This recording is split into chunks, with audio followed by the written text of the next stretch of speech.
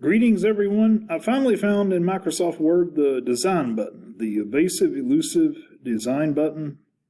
What's been hindering me, I don't have to go to that nasty draw tool anymore. So what I do, I go to Insert and Equation, Design, and there I go. That's what I used to go to in 2016. So here it is.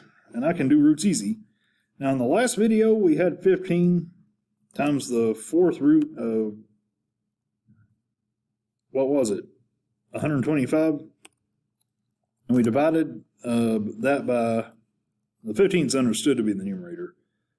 We divided that by the fourth root of 5. So what do we have? We have... well, if we can just consolidate that under one whole fourth root. So the 15 is understood to be the numerator. So Control V, and I can just do 125 over. Remember, dividing and multiplying are real nice because we can consolidate them, unlike adding and subtracting. All right, so we can do that. Now, so we get 15 times the fourth root of, well, that's 25 there. But now here's the thing. That's hard to believe, but that's going to simplify into the square root of 5. It's true, but why? Here's why. Let me skip a line, or well, maybe I won't have to. That's 15 times 25 raised to the power of a half, like that. And that's 15 times 5. No. That's 15 times 25 to the fourth power, excuse me. Just absent-minded moment. And now be careful. Oh, now it's 15 times 25 to the 1/4 power. But remember, 25 itself can be put in parentheses as 5 squared. So we're 1/4 powering 5 squared. Like that. Almost too many parentheses. Yeah, how about that? Yeah. So what we're doing is we're 1/4 powering 25. We're 1/4 powering 5 squared right here. But remember, by the law of exponents, that we can write 5 to the power of 2 times 1/4, right? By the law of exponents. So that's 15 times 5 to the power of 1/2, like that. Lo and behold, what the half power is the square root, right? Oops, square root of 5, I mean, in this case. So we got the square root of 5. So yeah, that one was kind of a tricky one. But anyway, I found, so to avoid the dreaded draw tab, you go to Insert, go to Equation, you go to Design. Thank goodness. Here are your radicals right here. Your exponents and superscripts and subscripts are here. Your fractions are here.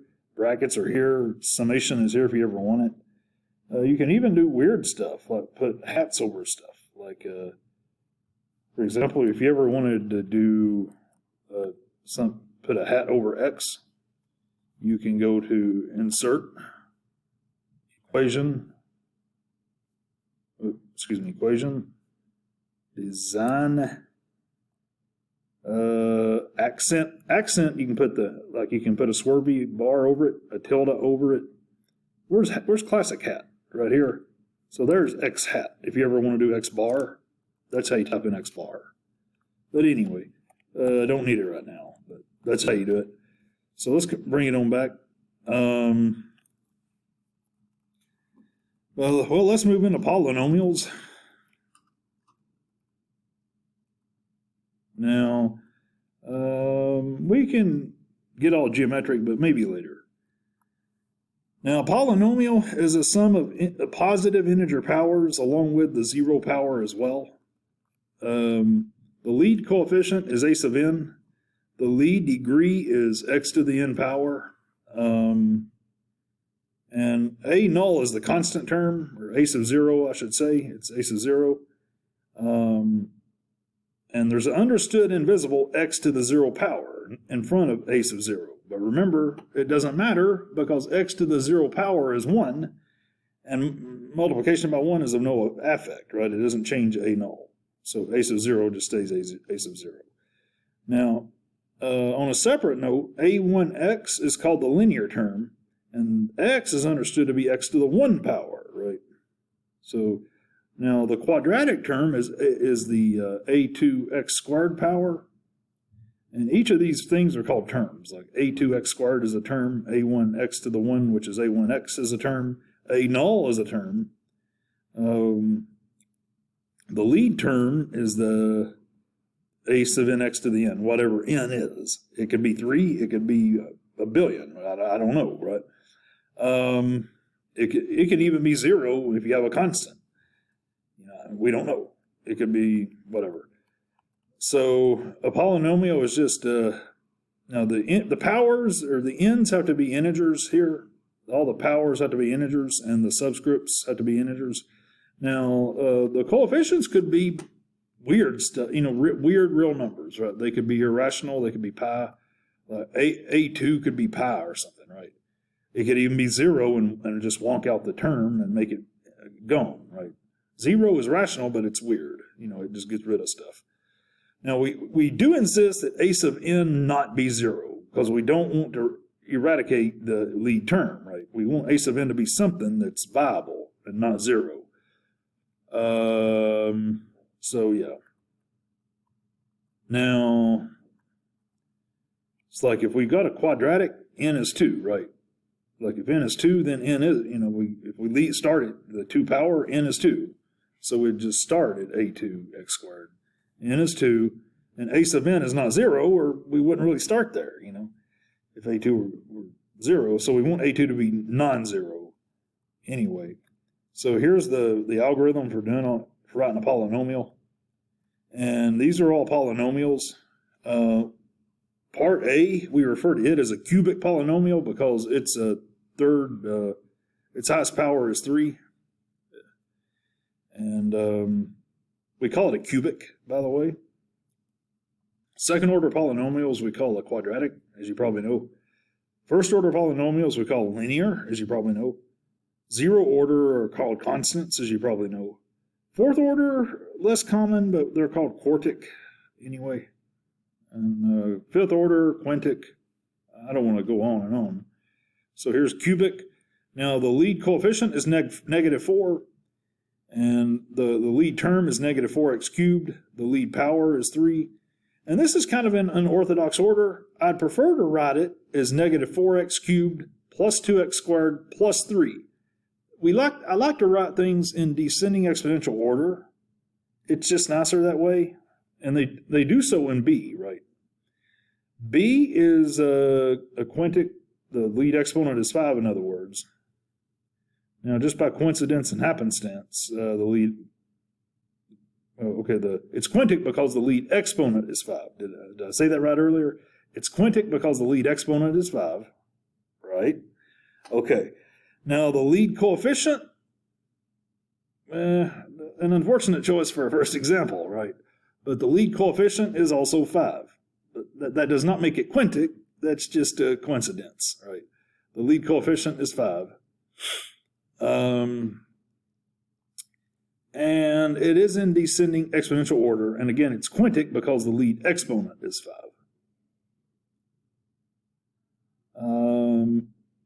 And you'll notice the constant term would be understood to be 0 here in part B. That happens, right?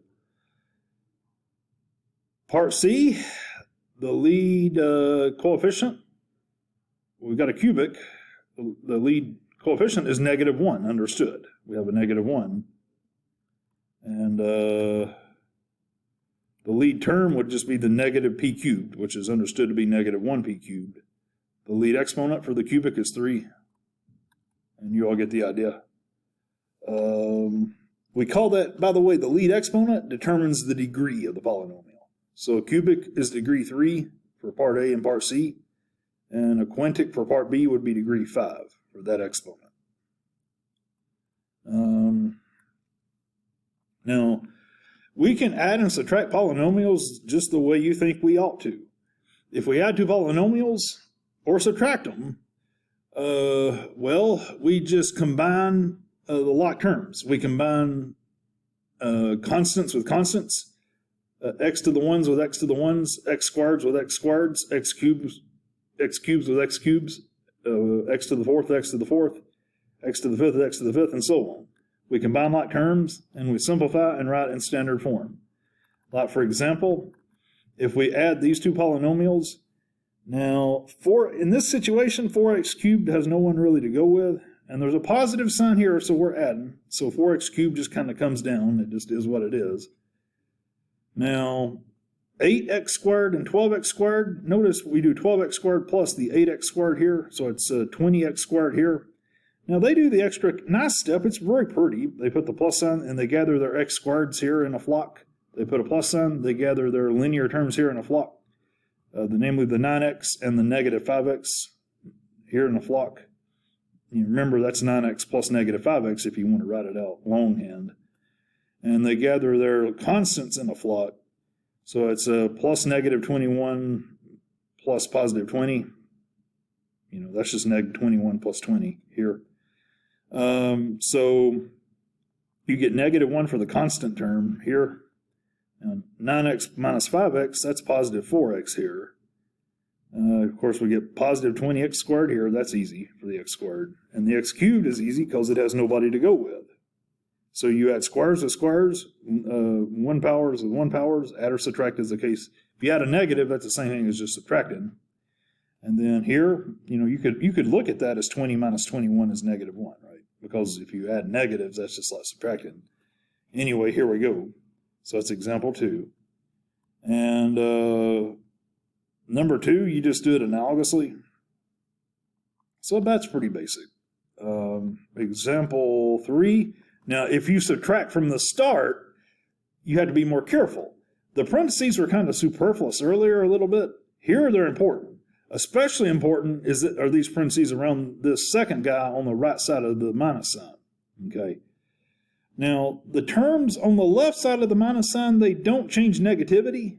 Like 7, if you drop the parentheses, they just stay temporarily as is.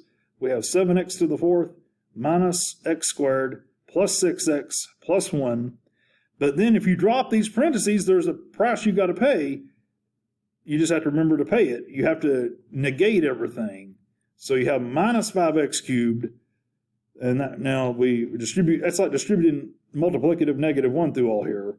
So it's, now he messes up here. I remember the author screws up. So it says minus 5x cubed. This line is wrong here.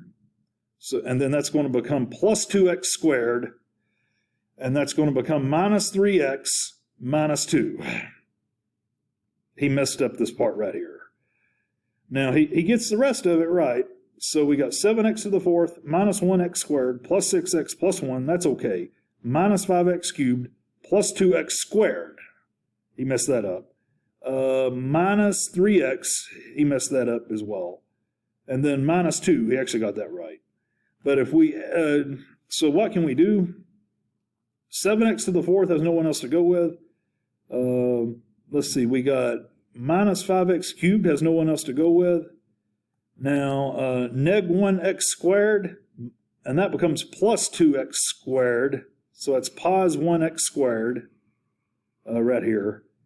And let's see, positive 6x minus 3x is positive 3x. 1 minus 2 is neg 1 right here.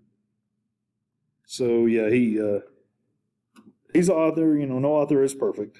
But anyway, if you want to do your own problem, here it is. Just remember, if you drop these parentheses, these signs don't change, but these signs right here do change.